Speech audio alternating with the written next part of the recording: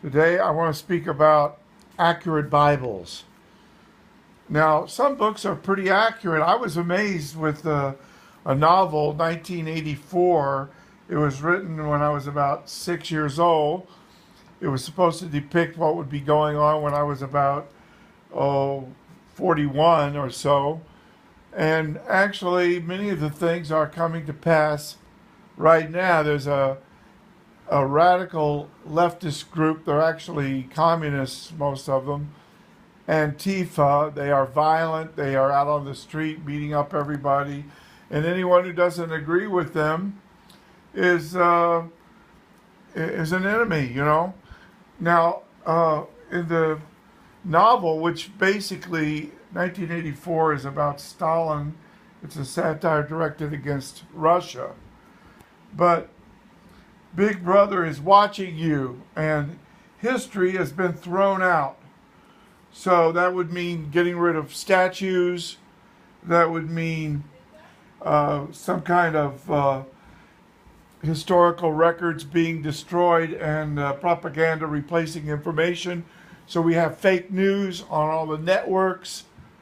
And it's really starting to be 1984. But if you really want accuracy, as far as a book is concerned, there's nothing more accurate than the Bible.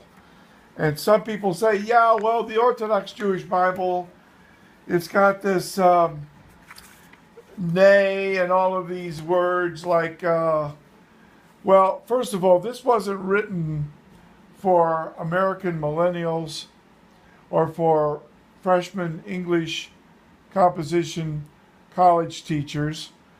This was written for unreached people groups, namely ultra-Orthodox Jews and Muslims. And for the Pakistani, he uses the word nay.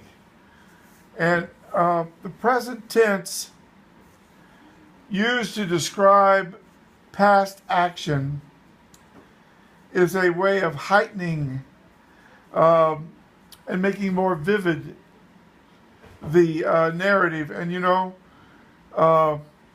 when cometh Yeshua from Galilee to Jordan unto John, Matthew 3:13, this is actually faithful to the original language, but some people would say we want a modern translation. Well, most modern translations, they unfortunately blur this effect by translating the historical present tense in the simple past tense. And so we're talking about accuracy.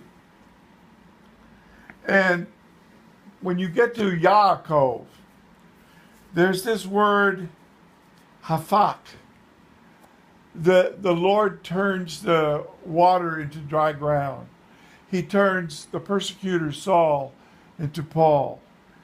He does a conversion. We're not talking about religious conversion. We're talking about a change, a lev hadash, a ruach hadashah, something only God can do. Now, when you are hafak,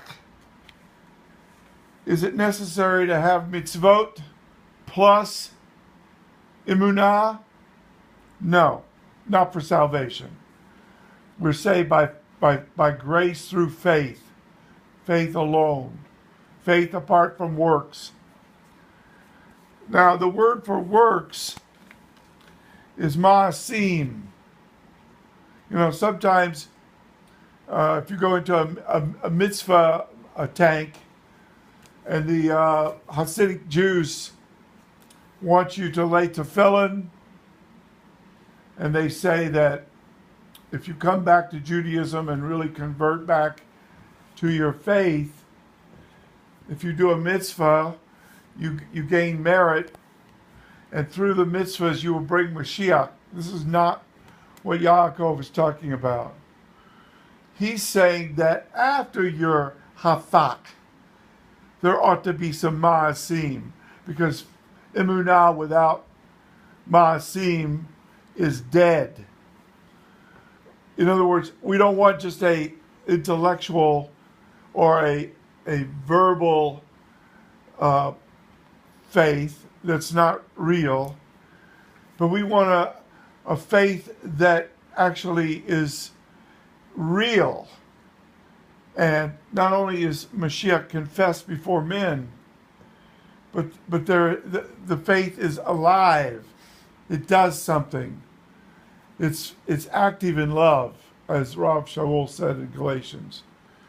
So the Orthodox Jewish Bible, put it down as one of the accurate Bibles. Put it down as one of the accurate Bibles that you should look at. Amen.